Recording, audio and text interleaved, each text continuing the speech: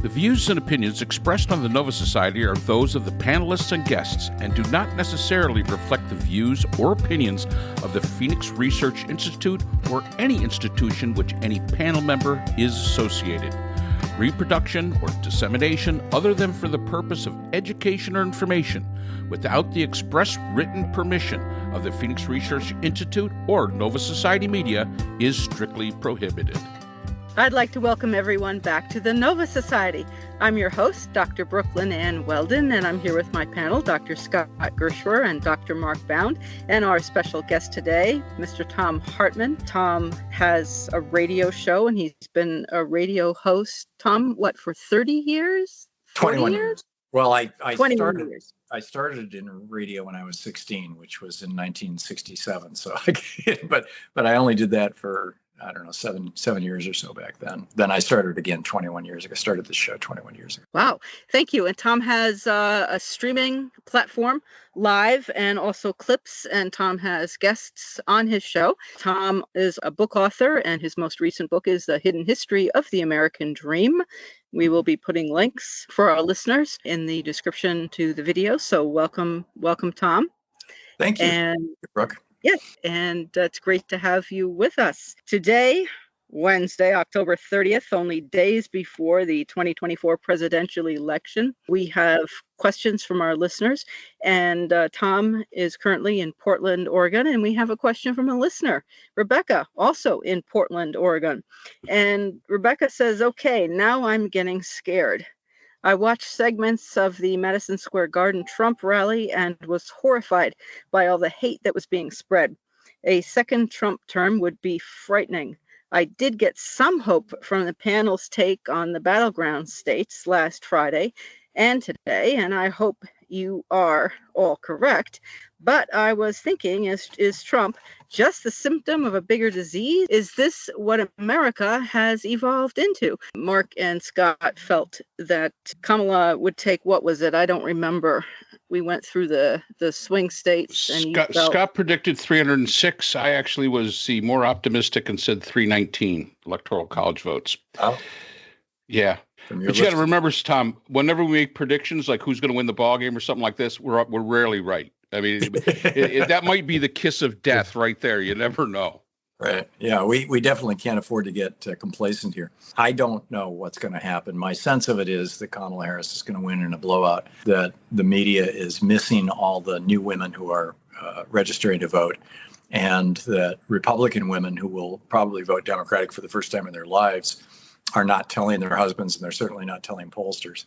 But that's just my guess. I think the larger issue that your questioner raises is really the issue that the crisis really that we have to deal with, which is that starting in 1976 with the Buckley decision, then radically amplified in 1978 with the First National Bank Boston versus Frank Bellotti decision that was written by Lewis Powell himself. The Supreme Court began this doctrine that arguing that the First Amendment protects free speech. The government can't limit free speech because billionaires, just have one mouth. This was the Buckley decision. If they want their speech to be, louder, they can do that with money. That money is the same thing as speech. And then 2 years later in the Bellotti decision, Lewis Powell ruled that corporations are people too, and that therefore they have the right to inject unlimited amounts of money. Now, those two decisions struck down literally, I believe over 100 good government rules, both federal and state, all across the United States. Some going back to the late 1800s, but there were still intact some regulations, some limits on money in politics, and those got blown to hell in 2010 by the Citizens United decision after the billionaire Harlan Crow began basically bribing Clarence Thomas for multiple years, paying for his son's tuition to private school and buying his mother's house and taking him on $1 million vacations. And the estimate is that Crow gave Thomas about $4 million in goods and services and kind. And Thomas then voted for Crow basically on that. He was the tie-breaking decision vote. And immediately after that, Crow and his family and his foundation started giving big money to right-wing politicians. We know so far that at least $2 billion has come from just 150 American billionaires in this election cycle. And that's just the money that's been declared that we know about. Some estimates are as high as $5 billion in total will be put in the kind of dark money category. This is a cancer in our body politic that we need to deal with as soon as we possibly can. Both the out of control, bought off, most corrupt Supreme Court in the history of the United States, and their decision that money is the same thing as speech and corporations are the same thing as people. These things have to be reversed if we're to have any hope of continuing as a democratic republic. Well, that'll make her feel better.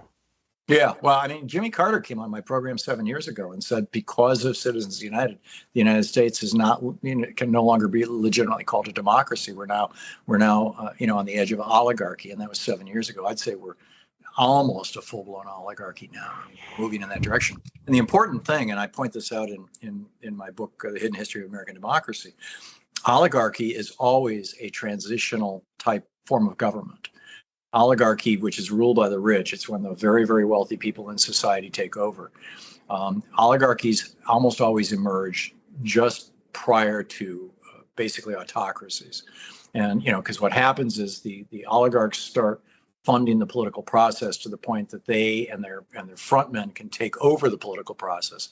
And then once they've got that power and they start consolidating that power, then you start seeing really aggressive pushback against it from the people. And the way that typically oligarchies deal with that pushback is by becoming repressive tyrannies. We saw this in Hungary. We saw this in Russia. We saw this in Turkey. We're seeing it right now in India. We've seen this movie many, many times. We saw it in Japan in the 1930s, late 1930s, early 1940s. We certainly saw it in Germany in the 1930s. Although the oligarchic phase of the German Republic was very brief. But this should concern us all. Yeah. See, and I would make the argument that we're actually moving more toward an anocracy, which is really a part for those that are listening in. It's just really part democracy and part dictatorship. And whenever we talk about dictatorship, sometimes we think of a person like Hitler or Stalin or something like this. But in many cases, it can be a corporation when they have that much power to make the decisions that they're able to make and influence society as it is. Then I think we are moving probably more toward an anocracy, which I don't know if I would consider that worse than a oligarchy. Yeah. I mean, sometimes when you kind of look at it, it's sometimes splitting hairs, but it's getting close. I think there's an enormous amount of overlap. I mean, an anocracy is, to put it in plain English, and correct me if you think I'm missing this, but basically an anocracy is where you have all the trappings of a democracy. You still have elections, you still have political parties, but the will of the people is never fulfilled. Basically, what happens is always to the benefit of essentially the oligarchs. And so the overlap between an anocracy and an oligarchy is really hard to find where those where one begins and that stops. Right. Oh, I agree. And as I say, whenever we talk about dictatorship, we think of it in terms of a person being a dictator. But in the way that an oligarchy is set up, if we still have what appears to be a democracy and the oligarchy is the dictator, then I would make the argument that it's probably really close to an anocracy. And as I say, I'm really not sure which one would be worse. I don't think either one are what we want, but it is. I'm sorry, the important point is that in both cases, these are unstable political systems that tend to either collapse into dictatorship or full-out tyranny or get pushed back into democracy. But it's very, very rare that an anocracy or an oligarchy lasts more than a half a generation. Very rare. Right. And I think I'm going to go back to Rebecca's question and asking, is Trump a symptom of a bigger disease? And in some ways, I'm wondering if she's asking, is this what Americans are evolving into? And I'm almost frightened to say I think that it is. We Americans seem to become, and we've said this before, a grievance culture. We have grievances all over the place. And I think that, unfortunately, we're beginning to see that that's going to be a little bit more front and center. When Trump got elected in 2016, and I was out of the country at the time, and I remember my wife telling me, well, the two candidates were Trump and Clinton. And my first comment was, gosh, 330 million people, and these are the two best schmokies we can come up with. We've got to get a better political class. But when he won, it seemed as though the mood of the United States, the people of the United States, and Scott and I have discussed this so many times. My mind, it was like opening Pandora's box. We let all those people that always were there. The Trumpers were always there in some form or another, just like Nazis are always there, but usually they're on the fringes. This gave them voice and allowed them to come out, and getting them back into Pandora's box is going to be next to, in my mind, impossible. I know Scott, and I won't speak for him, believes that this will eventually go away. But for me, it's very difficult. Nazism didn't go away. We have Nazis in the United States. That's just the way it is. It's an idea, and an idea is a very difficult thing to defeat. We did not defeat Nazism in World War II. We defeated Germany. And that idea still exists. And my fear is that Trumpism or a form of Trumpism will continue. And so in response to Rebecca, maybe this is exactly what the United States is evolving into. Just watching Trump rallies, watching the MSG rally, which she's right, it was horrific to watch.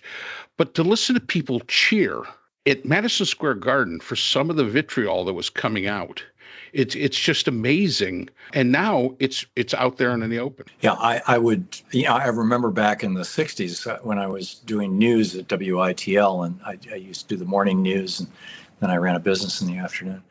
And we got visited by an FBI agent, a state police officer, and one morning, and he said, they told us that in the neighborhood or down the road, we were it was the number one radio station in Lansing, Michigan, that they were going to be busting an offshoot of the Michigan militia, a bunch of guys who were tax resistors and had, they believed, hundreds of guns and probably explosives in their house. And they didn't want us reporting on it for at least 24 hours because they didn't want the other people associated with them to know that this raid was happening. And, I actually had a friend whose father was in the Michigan militia. Those people, when I was a kid, and they would go out every weekend into the woods in camo with their guns and have their little play wars. These people have been with us always, as you point out, and they were always in the fringe and recognized as the fringe. And you're right, Trump has given them voice. He's also given them a massive recruiting platform. And that's the thing that concerns me is not so much the old boomers that, from the Michigan militia, which mostly it was made up of, relatively recently. It's the Zoomers and the Gen Xers and Gen Yers who are being brought into this out of white grievance and male grievance. And those two, I'm reluctant to call them movements, but I don't have a better word, have metastasized tremendously during 9 years of Trump's domination of American politics. So, we've got a lot of work to do, frankly, to put this country back together, bring us back together. And I think it starts with government. I mean, you go back and you look at the 40s, 50s, 60s, 70s, even the very early 80s before the Reagan Revolution. And government, actually from 33 up until 1981, government did what the majority of people wanted, which is the opposite of an anocracy. We got Social Security, we got the right to unionize, we got Medicare, we got Medicaid, we got voting rights, we got civil rights, we got food stamps, we got housing supports, we got free college education, we got low cost healthcare requiring hospitals and insurance companies to be nonprofits. I mean, we got all this stuff. And it built this massive middle class so that when Reagan came, and this is my book, The Hidden History of the American Dream, when Reagan came into office, 65% of us were in the middle class. It was we were the first country in the world to surpass 50% because of what FDR did. And in large part, I think because of Russell Kirk's books, his writings back in 1951, when Reagan came into office, his mandate was to destroy that middle class or to reduce the size of it because they viewed it as a threat to the stability of this country. They really and genuinely believed that when the 60s happened and the women's movement happened after the birth control pill was legalized by the FDA in 61 and the anti-war movement, and you had young people saying, hell no, I won't go to Vietnam in the mid 60s. And then the civil rights movement hit its peak throughout that decade, particularly when Martin Luther King was assassinated and we had cities on fire. That was the point when the Republicans looked back at Russell Kirk's book, The Conservative Mind, which is the kind of the Bible of the modern conservative movement, in which Kirk and people around him had essentially argued that if the middle class ever got too big, you would see women no longer knowing their place in the family, young people no longer respecting their elders, and minorities, racial and religious minorities, demanding equality with whites right now. And all three of these things would be disruptive to society. Most of us looking at the 60s thought this is the birth pains of the next major evolutionary step in American history. But Republicans looked at this and said, oh my God, this is the end of our republic. This is what Russell Kirk predicted. And so when Reagan came in, his job was to cut the middle class down to size, which is why he went after unions, because unions provided that wage floor. We had a third of us were unionized at that time. Now it's about 10%, but that third of us provided, those union jobs provided the wage floor that non-union employers had to compete against, which is why 2/3 of us had the equivalent of a good union job. He went after the top tax rate, which kept billionaires basically under control and dropped the top tax rate, income tax rate from 74% down to 25%. He took the top corporate tax rate from 51% down to 30%. It's lower now. I mean, Trump lowered it again into the 20s. And he initiated this whole free trade agenda. You know, when Sam Walton started the Walmart stores in the 70s, they had big banners across the top that said 100% made in the USA. That's the title of Sam Walton's autobiography, is Made in the USA. And now you can't find a single thing made in the USA at a Walmart. And the reason why is because Reagan rolled out this whole, the GATT, the General Agreement on Tariffs and Trades, the WTO. And then, Reagan and Bush wrote the NAFTA agreement that Bill Clinton signed. So we've had 43 years of this insane neoliberalism, and it's just gutted the American middle class, and which has set up a demagogue like Trump to come in and say, you guys are screwed. And I opened my book, in fact, with the statistics. When my generation, I'm a boomer, when my generation was in our 30s, we controlled 21.5% of the nation's wealth. Today, the generation in their 30s control 4.6% of the nation's wealth. Where did the rest of that wealth go? $51 trillion came out of the middle class and went into the top 1%, into the money bins of the top 1%. So Trump comes along and says, you guys are screwed. And everybody goes, yeah, we know that. We can tell you that. And he says, but you don't know who did it to you. Guess who did it to you? It's those brown people from Mexico. It's those black people who want your job. It's those immigrants. It's those Muslims. It's the Jews who control the banking system, et cetera, et cetera. And they're all going, oh, yeah, must be. Oh, yeah. And this revisionist history is destroying this country, and it's why I wrote this most recent book, The Hidden History of the American Dream. Pardon the long rant. You asked me. We like long rants. Long rants on this on here is very, very good. Brooke, I saw you waving at me, but I got Scott's got something. Yeah, I mean, I just was going to say I get paid whether I speak or not, so it's the same rate. I get the same rate, so just go ahead, Tom. 0. Yeah. So what'd you have, Brooke? No, all I was going to say, I was thinking, Tom, when you were speaking about oligarchs, and thank you for clarifying transitional. That was not the word I was expecting to hear, which is why I made a frowny face. I was thinking about the oligarchs and falling out of windows, and another one fell out of a window last week or the week before. In Russia. In Russia, yeah. So we'll have our oligarchs until they start falling out of windows. But I mean, it's not funny. And seeing Elon Musk up there jumping around or wearing his black hat or whatever it is that he's doing, and I'm dark MAGA, and it's disturbing. Well, it's next level, right? And he's going to have a role probably in Trump's government. He doesn't know anything about anything. Yeah. This man. So what Elon Musk is doing is so out there in the open now that it's just so utterly corrupt and destroys the, one man, one vote, giving away $1 million a day. And it really is just disgusting. And then we see what's going on with Bezos not, putting an end to the endorsement. And the oligarchs are at least a little scared. And the best thing that we can do, obviously, is just winning this election, just having Harris win this election and getting enough people eventually in the House and the Senate so that we can overturn Citizens United and get money out of politics and stop this craziness from going on. Yeah, before we slide into full-blown oligarchy and then into tyranny, because we're sure headed in that direction, like a bat out of hell right now. Right. Because and again, the one place where Mark and I tend to disagree is that Mark thinks it continues without Trump. I don't see how it could, because I don't see anybody with the charisma that he has to win over people that he has won over.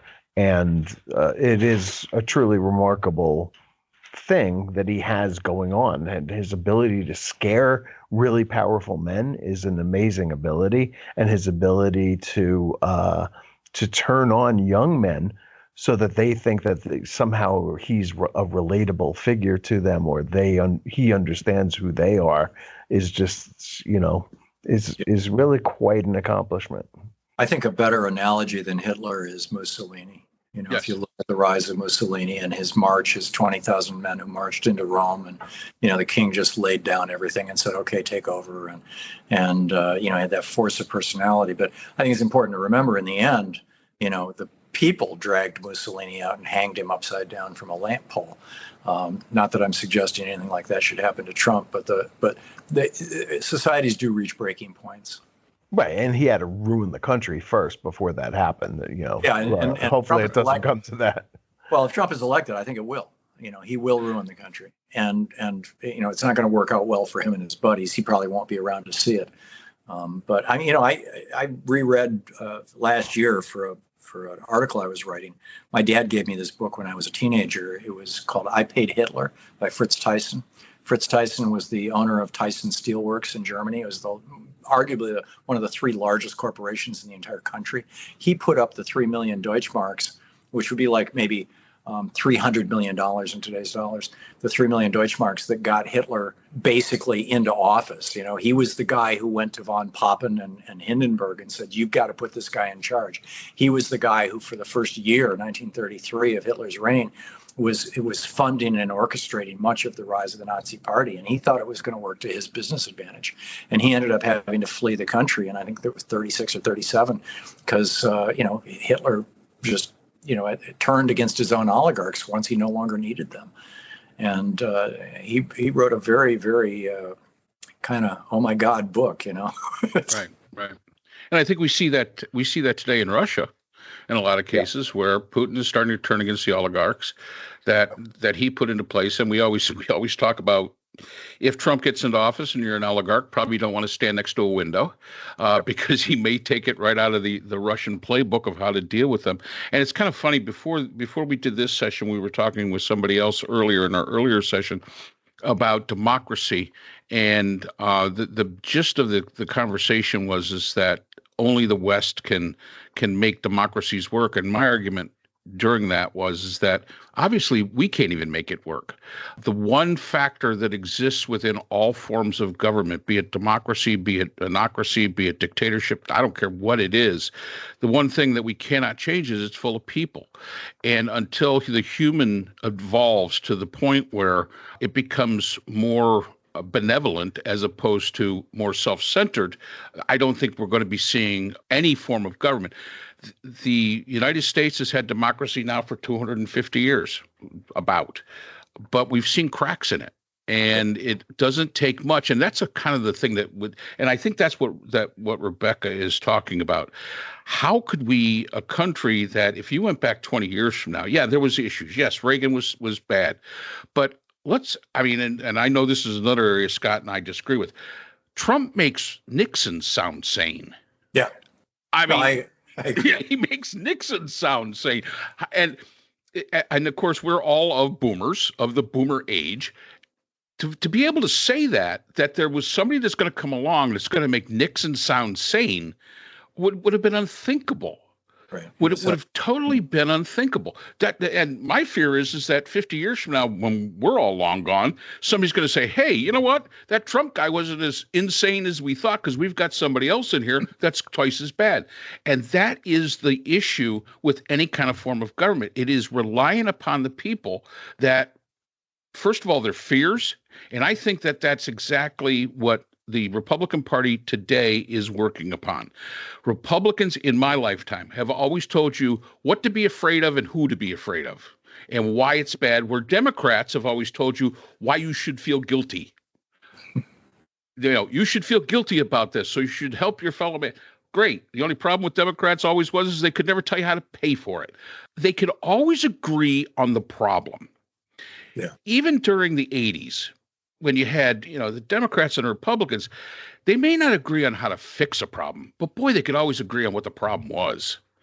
And that was the first step. Today, we can't even agree on what the problem is. Are they really eating dogs and cats in Springfield, Ohio? These are the kind of things that we're talking about. And this nation has some real serious issues that it needs to address. And we're worried about whether or not pets are getting eaten by somebody in Springfield, Ohio, and nobody seems to take responsibility for it. And I think that's the number one thing that disappoints me. And you mentioned Clarence Thomas. Yes, we all think that he's totally corrupt. And Alito isn't too far, I think, behind.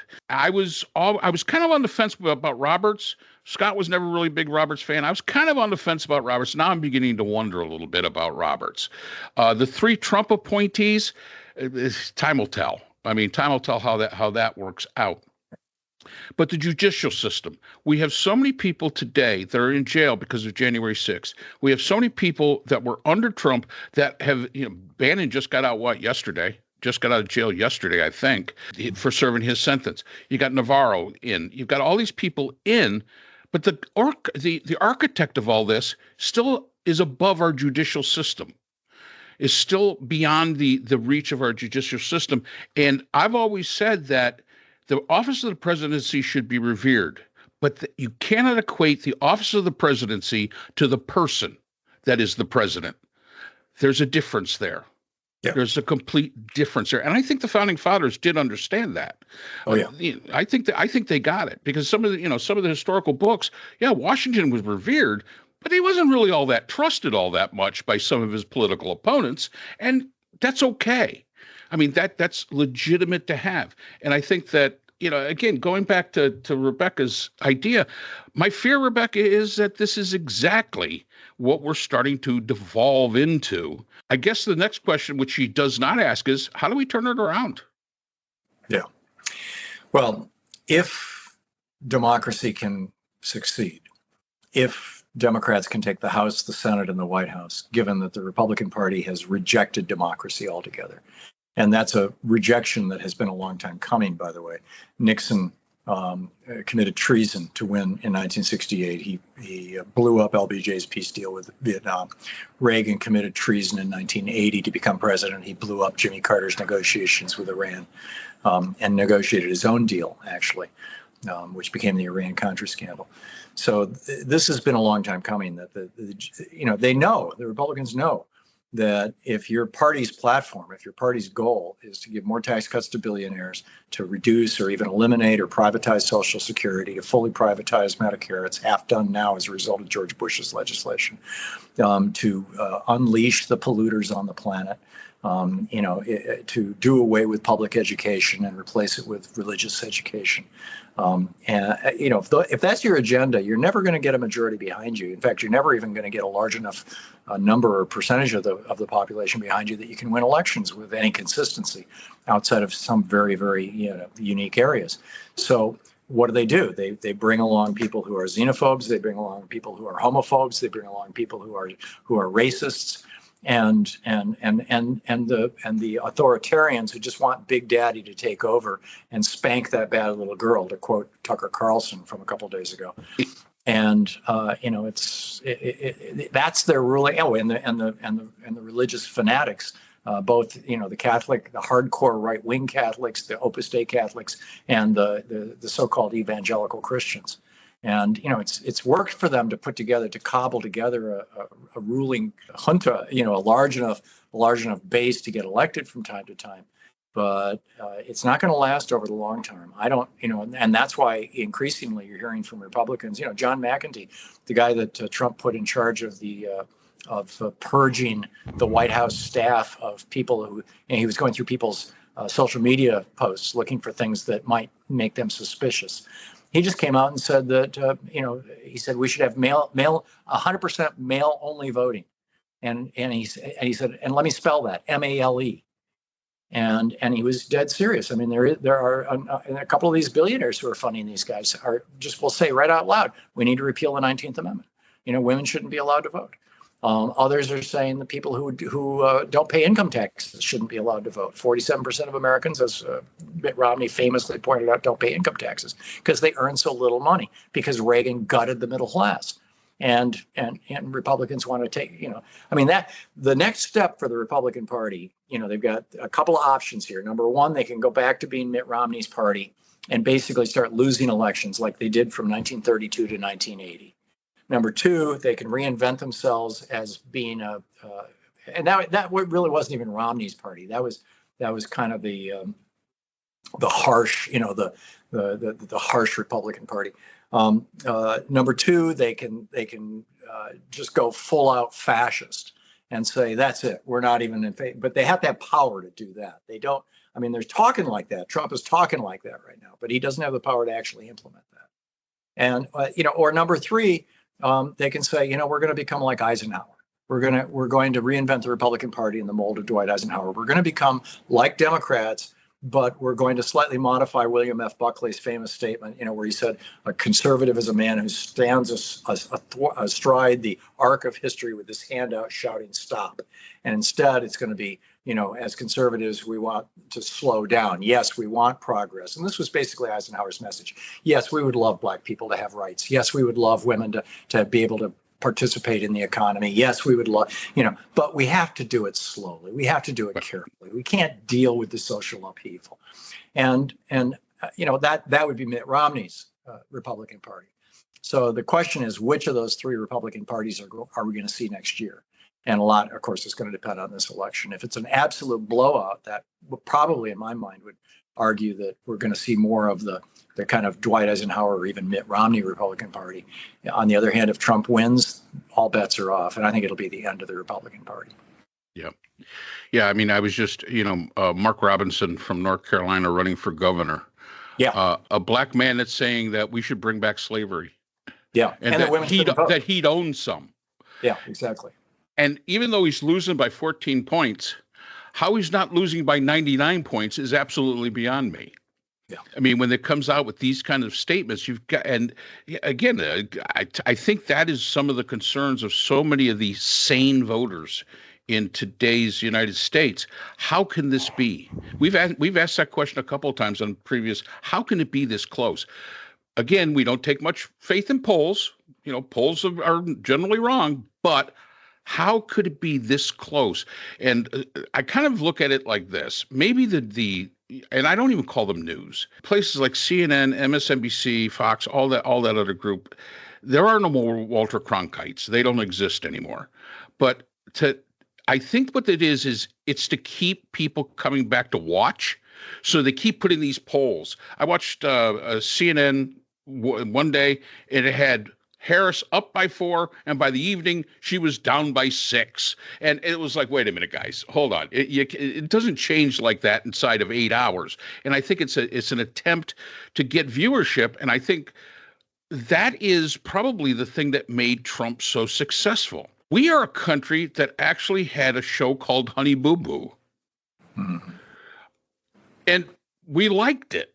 Well, yeah. I didn't like it, but people liked it. People tuned into it. Survivor. We had these kind of shows. And so, The Apprentice. The Apprentice.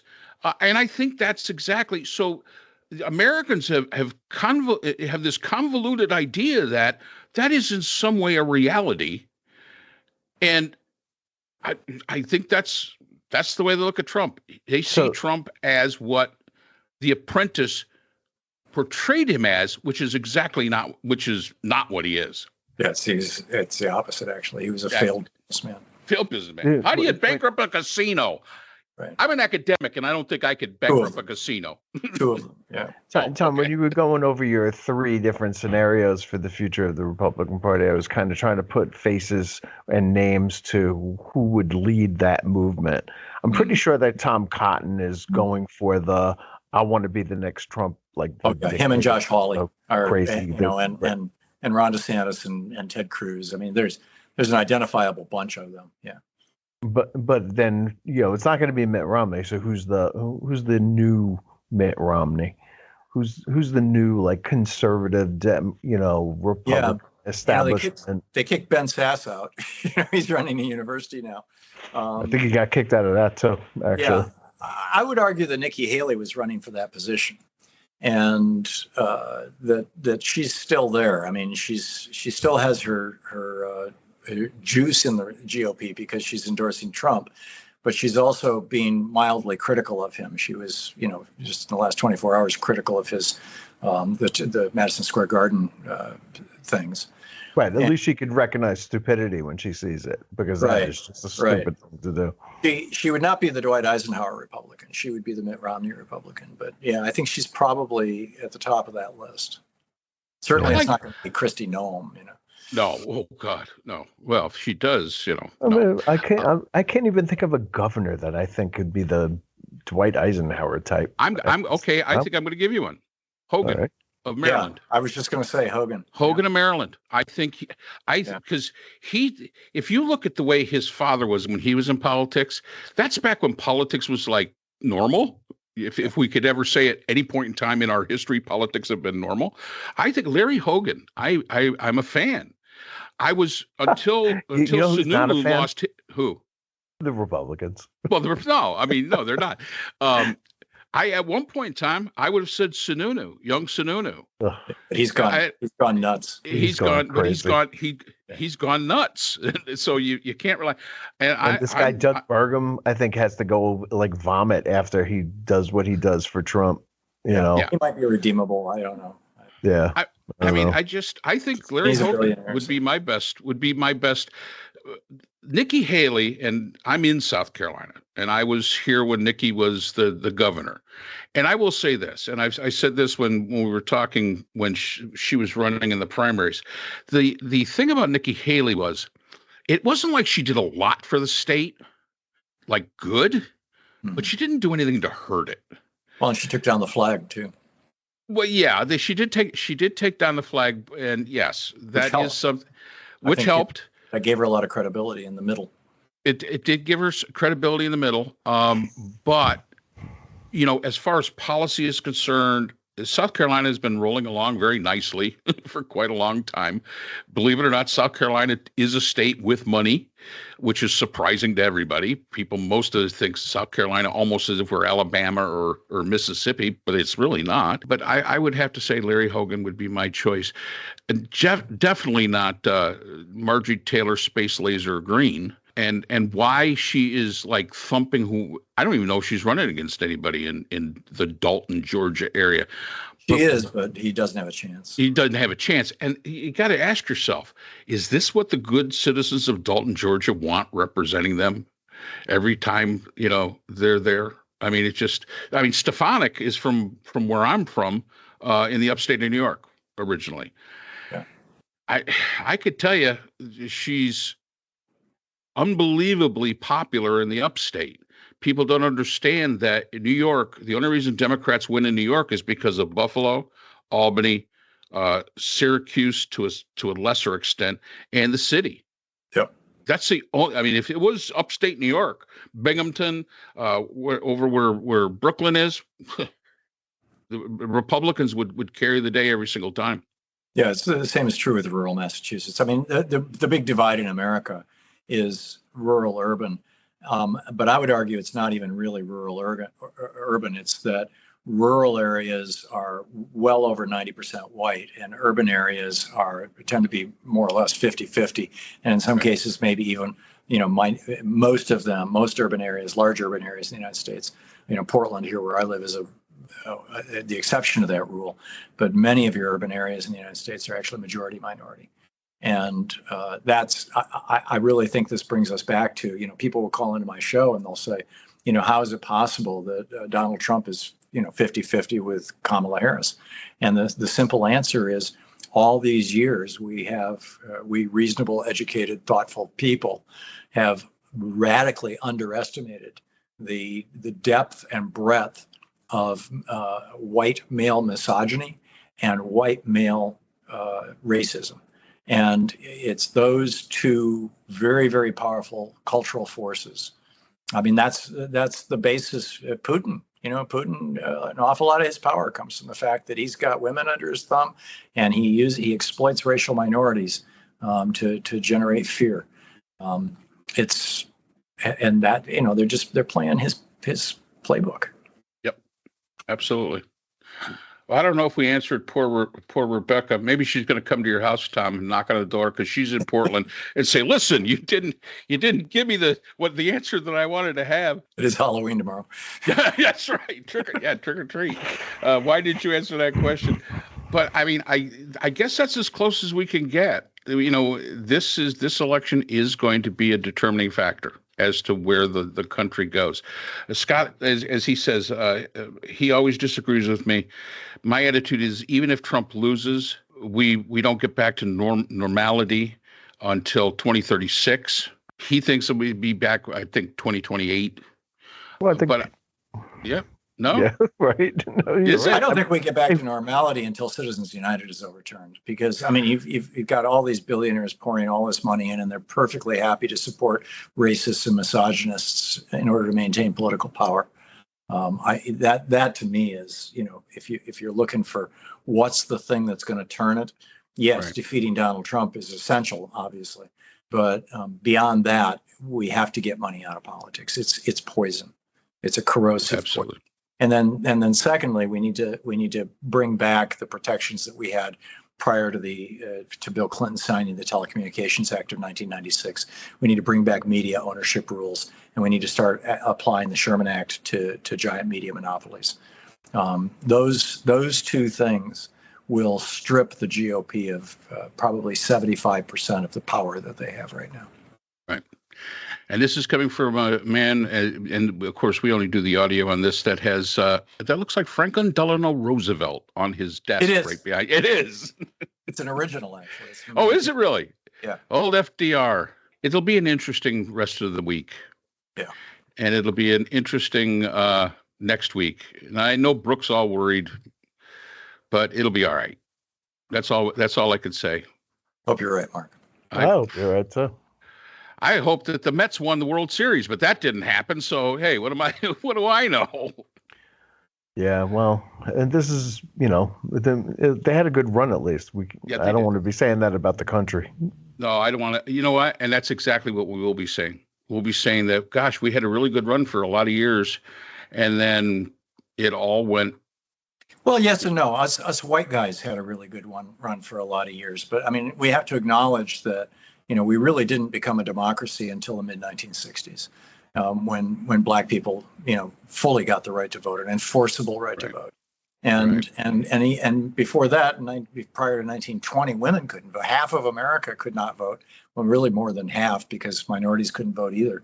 So, we've had the trappings of democracy. We've been arguably an anocracy from our founding until really the last 60 or 80 years. And what you're seeing right now, in my opinion, and again, I take this back to 1951 in Russell Kirk's book, The Conservative Mind. What you're seeing right now is a pushback against the conversion of America from a semi-democracy or an anocracy or a weak oligarchy into a more democratic nation. And the beginning of that pushback in a really, really, really big way started in 2016 with the Trump movement. Yep, I would agree. Well, I'm with Rebecca. I'm scared. So yeah, I'm worried too. Yes. And especially since Trump has said that people like me go to jail. So, oh yeah. Yeah. Yeah, I don't look good in orange jumpsuits. I don't know. I don't know. It makes me look heavier. I honestly don't think he's going to confine it to jail. We've already had our one death threat I don't know if you've had any, Tom, but we've had. Oh, I've been getting them for years. Have you? The real threat, I think, to people like us in the media is, and Trump is explicit about this, and this is, by the way, exactly what both Putin and Viktor Orban did, is he wants to change the libel laws. He wants to make it so public figures like himself can sue people like you and me for saying bad things about him for defamation. And, what Orban did and what Putin did was they used defamation laws to basically financially break reporters, newspapers, television stations, radio stations, commentators, just drove them into bankruptcy by the hundreds. And then the oligarchs bought those media properties out of bankruptcy and put in their own people. And basically all of the media in Russia and all of the media in Hungary right now is just like Fox News. It's, Big Daddy, the leader, can do no wrong. And we're just going to kiss his ass all day long because that's our job. And we don't want to lose our job, and we don't want to get, fired and lose our platform and whatnot. So which happened with Univision, right? The parent company of that company was bought by a Trump supporter who has changed their policies, fired the people who were opposing Trump openly. And, that's right. And now, of course, we see what happens with Bezos, and he's too afraid to do anything. So the media's owners, at least, are cowed or being bought off. And that's a scary aspect of it, I think. And I was very surprised to see that Univision actually aired that town hall with Trump. Mm. I really didn't expect them to do that, especially with some of the questions and the facial features on some of the people that were asking questions were absolutely priceless. I mean, absolutely priceless. And I agree that they have had a tendency since being bought out to get rid of the anti-Trump vote, and they couldn't have presented a more anti-Trump kind of platform. But that's, but they've got a lot of programming right now that is very pro-Trump. And now we've got something we didn't have in 2016, which is over 300 right-wing radio stations broadcasting in Spanish. It's the Spanish language equivalent of Rush Limbaugh on 300 stations, and a whole bunch of little Sean Hannitys. Right. And Univision is quickly becoming a Spanish language Fox News. And of course, then you got the oligarch Rupert Murdoch, who owns the actual Fox News. The immigrant, the immigrant that Reagan fast-tracked his citizenship so he could buy TV stations here in the United States in '86. Who Kevin Rudd, the former Prime Minister of Australia, called the cancer on Australian democracy, and correctly pointed out that Murdoch was responsible for Brexit, which has just kneecapped England or the United Kingdom, and was responsible for Trump. Without Murdoch, neither one of those things would have happened. And he's totally screwed the political scene in Australia, for decades now. And he does it for money. He's made like $5 billion doing this. Yeah. Oh, yeah. There's no doubt his objective is money, and selling hate and fear for fun and profit. Exactly. And I think that's one of the reasons why and again, I know Scott disagrees. I say 2036, because even if you overturn, Citizens United, even if you start making the laws, as you said, democracy moves at a very slow pace. To be able to correct all the mess that we have right now is going to take more than 4 years, maybe more than 8 years. It took 43 years to get here. Exactly. I mean, so, and until, as you point out, now you've got some younger men that are buying into this Trumpism. The hope was that it was just a bunch of old guys like us, where we'd just die out anyway, eventually, and it would go away. But it's younger people that are getting on board with this for whatever reason, because I call them the voyeur generation, where their noses and faces are on TikTok and they don't look up from their phone, and that's where they get all their information. They can't critically and analytically think very well at all. And I think that's why it's going to take so long to get politics in the United States back to some form of a normality, because this just isn't. Trump is, I would agree with Rebecca, Trump is a symptom of a greater disease that exists within our country. Yeah, Finland has started mandating the teaching of media literacy and critical thinking starting in second or third grade in elementary school. And that's how you prepare the next generation. And we did the same thing in the 1940s. There was an Office of Information that was a division of the Department of War, that produced all kinds of videos, that produced pamphlets, that did literature, that had people making tours of public schools, talking about what is fascism, how does it work, what do we have to worry about, the famous little short video, "Don't Be a Sucker." It's probably the most famous piece that came out of that. It was produced in 1943 by the Office of Information Services, then re-released in 47. We did this before, and I think we're going to have to do it again. And I get it that the right wingers are going to squeal, oh my God, the government is trying to indoctrinate us and everything. But somebody's got to do it. Somebody's got to talk about. Somebody's got to defend democracy. I think they're going to go. No, I never liked that guy really. Once he's gone, Trump. Yeah, I think you're probably right. About half of the movement is going to probably fall away from him, but the other half is here to stay, at least for a while. Yeah. And they're going to be looking for another big. Who's the next big daddy? Yeah, Brooke. Like with the pulling of licenses for ABC, NBC, CBS, and all that, when Putin did that with stations like Deutsche Welle, the German wave in Russia, they went back to other countries where they had their home bases, as you were. But with ABC and CBS and so on, could they simply just go to Canada and get a license there and broadcast from there? I mean, well, they wouldn't have a platform inside the United States. So, right. What if you're going to look at the Russian example, in 91, when the Soviet Union fell, between that time and around 2001, 2002, when Putin really started to consolidate power, what emerged was a very vibrant and very diverse media and ecosphere. It was remarkable. Newspapers coming out of nowhere, radio and television stations coming on the air. And then when Putin changed the libel laws, and I believe that was in 2004, I could be wrong, I'd have to go back and look, but when he changed the libel laws and started suing these people out of existence, it didn't look like dictator stuff. It looked like, hey, there's something going on in the courts. What's that? And who cares that this particular commentator was broken. That he had his whole life savings are gone and he's now living in a tent. I mean, it's not that big a deal. Or who cares that this corporation just got fined $400 million for libel. It just kind of slowly accumulated over a period of a couple of years to the point where Putin and his oligarchs had consolidated all of the media. And you still have those hundreds of newspapers in Russia. You still have those hundreds of radio and television stations, but they're no longer independent. They're all owned by 2-3 companies that are owned by 2 or 3 individual oligarchs who are totally loyal to Putin. And when their loyalty starts to slip, as you pointed out, Brooke, earlier, they start falling out windows. Yep. So right now, the first basic step is the first step. Make sure Trump gets defeated on Tuesday. Yep. And then there's going to be a lot of cleanup that's going to have to be done. And I said this earlier on other podcasts. The person that followed Trump, Joe Biden, I would not envy him in the least because it was a tough job. And the fact that he survived it is a testament in itself and did start to fix some of the things that happened. But this is a long road. But it's, as you say, Tom, it's something that's been a long time coming. It just seemed to have accelerated in the past, say, decade. And it's going to take time for us to fix it. So hopefully, Rebecca, we answered your question. Yeah, and I think Joe Biden is going to be seen as one of the great American presidents.